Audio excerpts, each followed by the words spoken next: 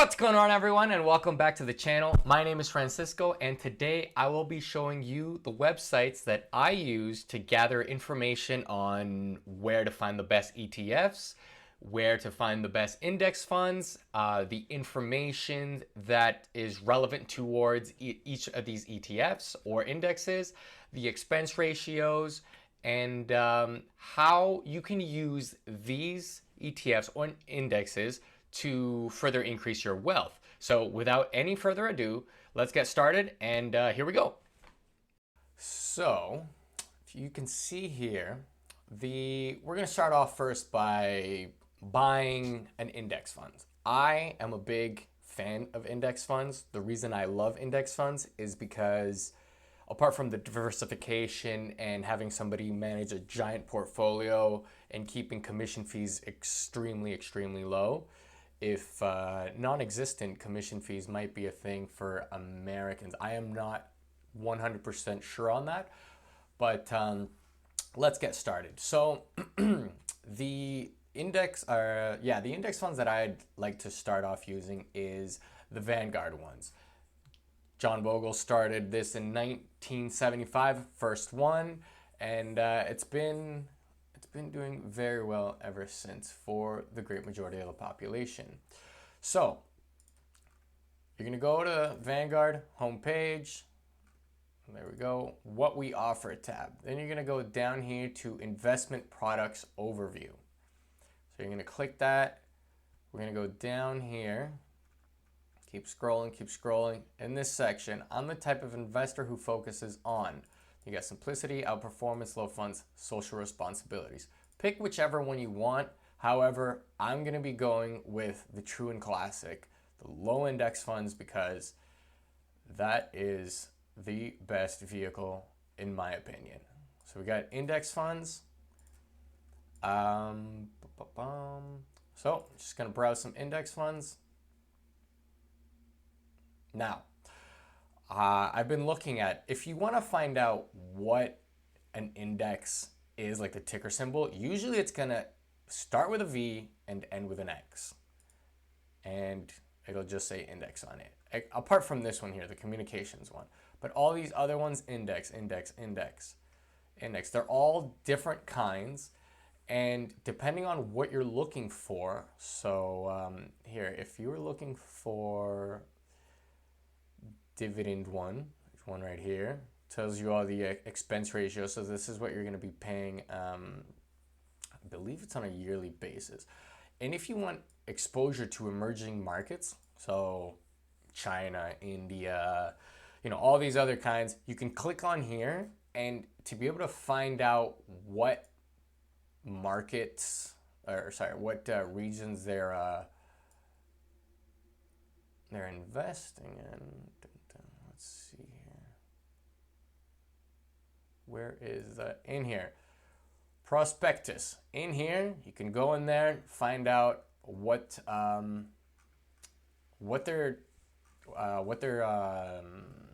buying into. Oh, actually, it says it right here. Emerging markets. Well, that's not very useful. Middle East. All right, well, yeah, you're still going to have to go into the... Oh, here it is. So if you click in the regions tab, you go to markets, countries, and then right here, it shows you your exposure. Has a nice little chart here. Saudi, China, all these places. Wish I had more exposure to China. China's doing very well. And not Middle East, Southeast Asia is doing very well. Or will be in the future, from my perspective anyways. So let's just go back, because that wasn't what I wanted to buy, but just want to let you know that that is an option there. We're going to scroll all the way back up to the top. Here, this one. This has the lowest expense report, 0.04. So for every $10,000 you have in, you're spending $4. That is like less than an ice cream cone. So here we go. This is the original, as the industry's first index fund for individual investors. The 500 index is a low-cost way To gain diversified exposure to U.S. equity markets, the fund offers exposure to the 500 largest U.S. stocks. So the S&P 500, if you've heard of that, that's what they are. The largest companies in the USA, which span many different industries and account for about 3/4 of the U.S. stock market's value. So that is, these 500 companies are the great majority of the entire stock market. And I think there's over 5,000, so they're just, these 500 is like 75% of it. The reason why I like this one is because it is the lowest expense report. I might have already said that, but anyways, here are, there's a bunch of information that you can get on it. You can scroll down your returns. Obviously everything's down right now, but still, if you put money aside every month, by the time you know it, when 30 years down the road, you're gonna be very well off. Now, I wanted to see here the minimum investment. This is what the minimum investment you need to open up the account. Once you put $3,000 in it, open up the account with Vanguard, then you can put a bi-weekly schedule to put in, you know, every paycheck you put whatever, 10% of your paycheck, 20%, whatever you want, or a monthly thing as well. That's up to you. But you need $3,000 American minimum to start off with. This is not relevant to Canadians yet. That'll be at a later part in the video. You'll find that. So if we scroll down, number of stocks, it's 505. A blend of growth and value stocks. The P ratio, it's kind of high. But still, over the long period, you're going to buy high, you're going to buy low, buy high, buy low, and it's just going to average out going in a straight line. Your costs will just average out over a 30-year mark. So here's the sectors, what you're buying into: energy, utilities, materials, information technology, all that stuff. Actually, IT is a big portion. So this is probably like Apple, Facebook, Google, Tesla, all those big guys. Yeah, okay, yeah, here it is. Apple, Microsoft, Tesla's down here, Apple. Here we go, Berkshire. So it also pays a dividend. So every single share that you buy of this, as of, when is this, June 29th, was $1.43 a share. One share costs, let's see how much one share, unrealized gains. I think one share is at the top, $3.50 per share. Yeah, net asset value price. That's net asset value. I'm not sure if that is the price of the share, but yeah, I guess it is. So we're gonna keep going back to where we were. Takes you a little bit of the fund management, some more history, and all the way at the bottom you can view your prospectus again. And here you can go in, find out some more information about how the fund is run, the expenses, what's going on, and all those kinds of things, what you are investing into, how many shares. Probably in here you might find how many shares of each company are being bought. So if you're going to do an index fund, which I strongly recommend you do, is to buy this guy here for if you want to own American companies. And you can go back and look at all the other ones if you want to have some other index funds. Now keep in mind, you will have to, every index fund you open, you will have to have a minimum of $3,000. So, you know, if you want two, you're going to need $6,000. Also keep in mind the expense report. The lower the expense, or sorry, not report, ratio, the lower the expense, the better it is for you. Obviously, if, you know, two candy bars are the exact same candy bar, you're going to buy the one that's cheaper. Now that is for index funds. Now, if you wanted to go to ETFs, I recommend this website here. It's called etfdb.com. DB stands for database. Shows you a bunch of different kinds of ETFs. So you can go in here, ETF screener. Actually, that's not generally my favorite one to look. Let me go back here. Okay, Google. Yeah, no, go back.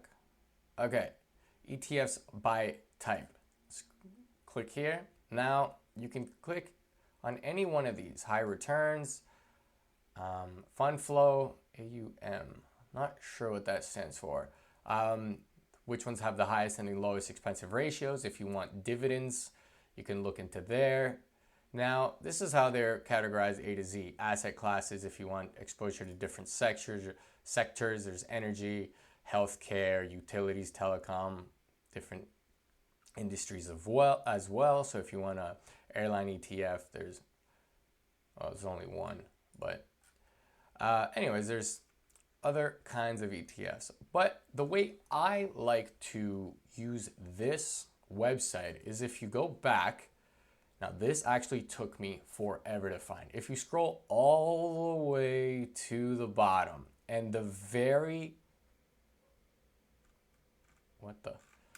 all the way to the bottom. Okay, it's not. Why aren't you letting me scroll to the bottom? All right, I'm just gonna go back here, having some issues with that. If you go all the way to the bottom, right here, okay, I'm just gonna do this very quick. Click compare ETFs. Yeah, okay, there. Clicked it. I don't know why that was bugging out and being so difficult. But if you go all the way to the bottom, there's a section called compare. Click that, it'll bring you to this website. So the most popular ETFs, top 100 ETFs by trading volume. Trading volume is obviously how many people are trading that ETF on that day. Largest ETFs, 100 ETFs. By cost, by performance, which ones have been doing the best, which ones have been doing the worst, in the 5, and then it gives you the periods here.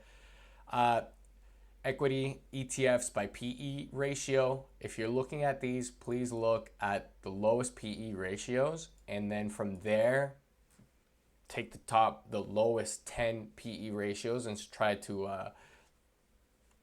pick the best ones. Why I say the PE ratio should be low. Historically speaking, when PE ratios are high, you get a lower return on your money. So when a PE ratio is low, it means it should be theoretically trading at a cheaper price. That's not the only indicator, but it is an indicator if you were going to get started in just taking a look at companies.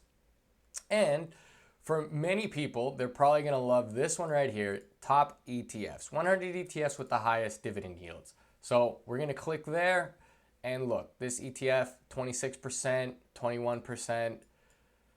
You be very careful with this. This is absurdly high. This is extremely, extremely, extremely high. I would look more like along these lines over here with the 7.3% and around those areas.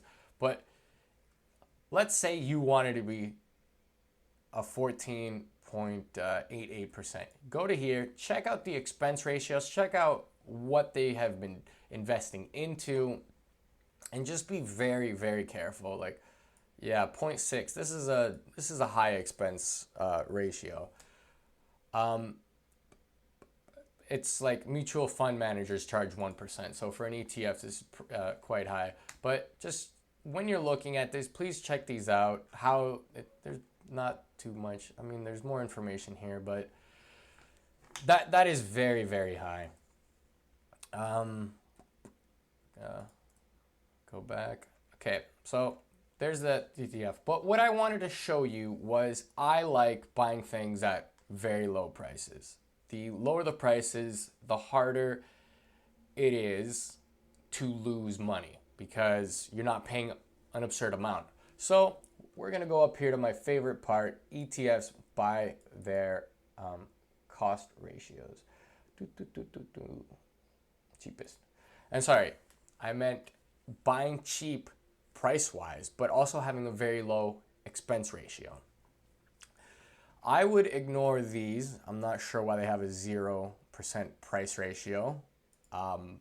Look into it at your free will, but for our intents and purposes, we're going to be looking at the ones that provide 3% here. And right off the bat, you can see Charles Schwab large ETFs. These might probably be the S&P 500 or a select few from them. But I love Vanguard products. I think they offer a very good value for the money that you're putting into it. So I'm going to be going with VOO as an ETF. So you can click here, VOO, and then it shows you what the expense ratio is, what it tracks, what it looks for, all these different kinds of things. And there's information here along the sides. You can go in there and find some more information that you're looking for. So it has a low expense ratio. The SPY, which is another very popular one. Let's go back. Why is it? SPY, I think it has an expense ratio of 4. Let's SPYG. I thought it was SPY, just regular, but let me change it. SPY. Okay, so there's 2 here. 0.4 expense ratio. Like I said, I like cheap things, so just look at getting the cheapest one. Now, if you want to buy these stocks, if you want to buy these ETFs, all you have to do is go on to your, open up a brokerage account and just type in this ticker symbol here. For VOO, obviously just type in the ticker symbol VOO. So let's start here with, let's look at, 1 second. What do you use? There we go. So let's go here, VOO. Today, what is it trading at? It's $353 per share. So you could go type in that into when you're trying to buy a stock onto whatever platform that you're using. It might be Robinhood, it might be Interactive Brokers, Questrade if you're Canadian, just TD, Emirates, Bank of America probably has one. I'm not sure. Like I said, I'm Canadian. But I know RBC, for anybody that has that, Scotiabank, all that. You can buy these ETFs. Now, these are in American dollars for all the Canadians. I forgot to mention how to set up an account. So let's say you wanted to buy this one. You click here. This is the index, by the way. So click on buy. Now, this will bring you to what would you like to do.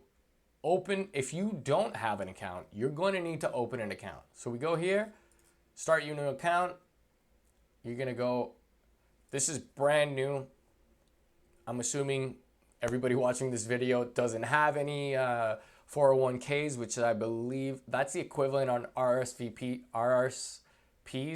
for Canadians, RSPs. So you're going to click here. I recommend watching the video. I was trying to open up, like if I hit continue, no, I'm new.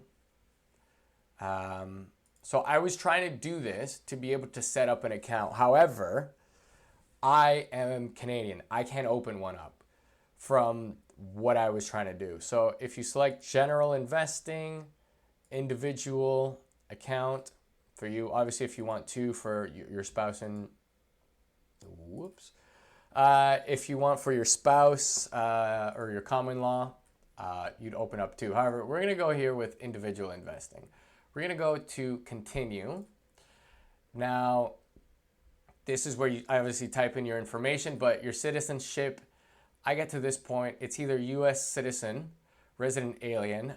I don't even know what that means. And non-resident alien. However, this was, like I said, I'm Canadian. I didn't want to even put my social security number. We don't even have any of those. We have SIN.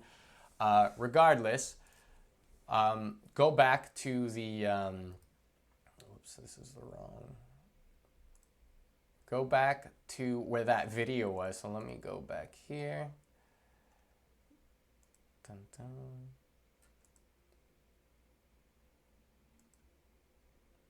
This is taking a little longer than, is it just looping in the same? Yeah, it's looping. Okay, so open up, yeah, you're open up a new account, picking out right here. Watch this video, it's gonna pop up, it's gonna bring you to the page, it's gonna show you a little video, it's gonna bring you to the section where I couldn't get past, and sorry, not Sheil, this lady here, no, Vanguard's video will be able to bring you through to the next section. Not sure how it works, but yeah, there's a video for you. Now, save money. No, we're done with this. We're done with this website as well. Now, if you're Canadian and you want to be buying I don't think, please correct me if I'm wrong. Anybody in the comments, I would love to be able to put out this information, but throughout my time trying to figure it out, I wasn't able to. I don't think Canadians can buy into the Vanguard index funds with it like Canadian hedged. I don't think that's an option. Please correct me if I'm wrong. So if you want to buy an ETF, or specifically this ETF, the VO or like the VOO equivalent in Canada, so you're gonna first go to, let's see here. Let's go right to the beginning. That's not what I typed. Okay, so first off, we're gonna put in Vanguard Canada, I believe is what I click. Yeah, oh, that's an ad. Click the actual thing. I hate ads. So it's gonna bring you to this website here. There's the link. Hit products. Hit ETFs. As well, you could, if you wanted to, you could buy this. However, in your investment account, you're gonna have to transfer Canadian funds into American funds, and you'll pay, obviously, commission. There's a commission expense for having the need to trade it, and then you're gonna have another commission expense for buying the ETF. So, and it gets a little bit confusing, especially like I do with RBC, and the way that you transfer funds, it's not very user friendly. It's very confusing actually. So if you go here, go to products, ETFs. I think I already did this. Okay, yeah. You're gonna scroll down. What is this? Compare funds. You're just taking up my space. It was this one, right? That's an index ETF. Here we go. Is this the expense ratio? Management fee. 0.8. Here, these two. So it was these two. So this is an index ETF, Canadian hedge. And then this is the S&P 500 index ETF. I am not 100% sure the difference between both of these, but I know that they both are ETFs, and you can buy them with just straight Canadian dollars. You don't have to do any commission transfers. So these tickers are the ones that you're gonna be using. So when you buy anything, just put these tickers, VFV and VGH, into, like, let's say you were just gonna buy a regular stock like Amazon, just put these tickers instead, and that's what's gonna come up. These also track the top 500 companies, obviously in the United States. And here's the performance. So if you put in right when it came out in 2012, sorry, November 2nd, your money would have, what, up to now, over, what is that, 10 years, I think that was. A little tiny bit over 10 years, your money would have gone to 888.